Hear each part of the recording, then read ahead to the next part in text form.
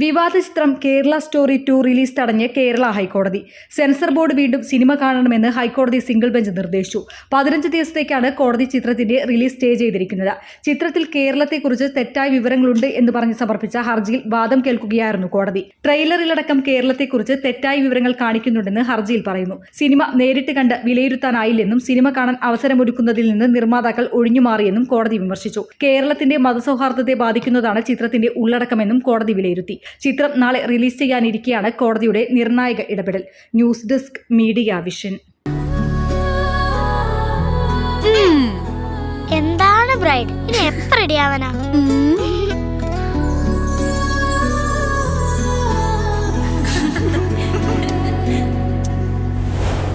മരുപൂ പോലെ നിറമേകും MX വെണ്ണിലാവായി എന്നുള്ളാകെ MX.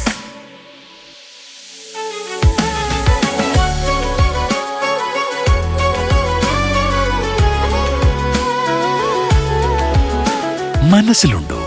MX-ലുണ്ട്. MX വെഡിംഗ് സെന്റർ ഇനി വളാഞ്ചേരിയിലും. MX wedding centre Valanchery, Pattambi, Koottanad, Koppam, Kecheri.